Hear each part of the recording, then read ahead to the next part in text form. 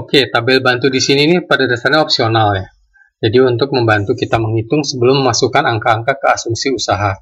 Tapi ada beberapa juga yang memang berhubungan dengan proyeksi selama 5 tahun.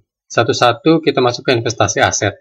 Tadi kita sudah bahas di sini adalah di sini kita bisa isikan detail dari aset kalau misalnya contoh peralatan masak atau makan yang lebih dari satu item. Kita bisa masukkan di sini. Kemudian investasi non aset ini tidak ada yang perlu diisikan. Ini hanya menampilkan saja. Setelah itu ada pengeluaran, ini variabel.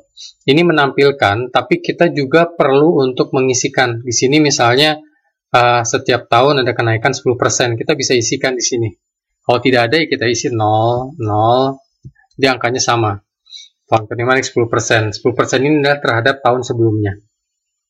Ya, hanya ini yang kita isikan di tabel bantu perhitungan biaya variabel.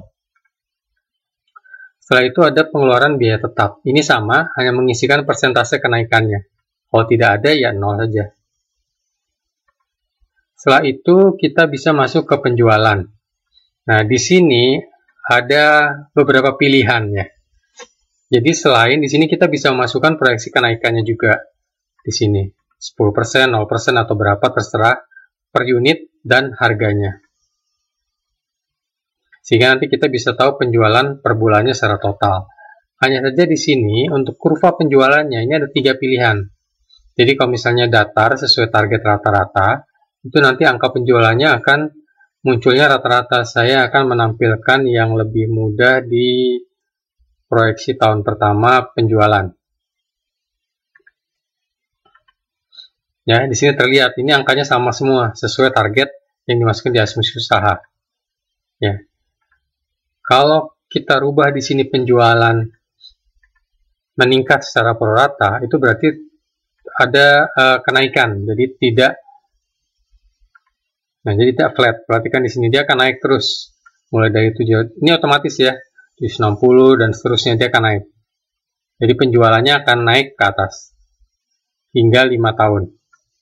Nah, tapi kalau misalnya kita mau set manual, itu bisa juga kita pilih di sini custom, dan kita bisa mengisikan angka penjualan ya, unitnya di sini.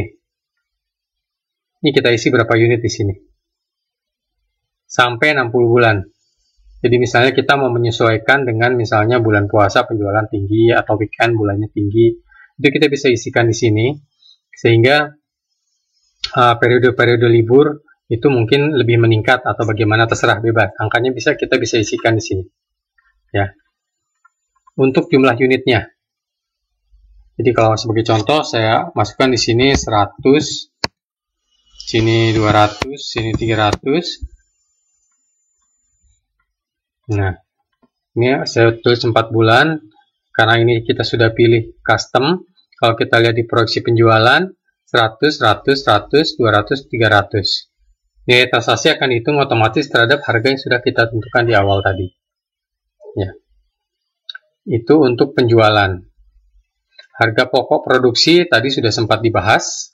Jadi di sini kita bisa mengisikan nama menunya, target jualnya, dan target profitnya. Kemudian di sini adalah kategorinya, ya. Kemudian di sini mengisikan data bahan bakunya serta kebutuhannya. Kemudian di sini ada modul modal atau bagi hasil. Ini kalau untuk mereka yang misalnya modalnya rame-rame sehingga lebih dari satu. Di sini kita perlu kelompokkan saja, misalnya ini model pemilik 4, ini nama-namanya, ini share-nya. Nanti akan ada hitungan otomatis terhadap bagi hasilnya di tahun pertama dan total selama 5 tahun. Demikian untuk yang tabel bantu.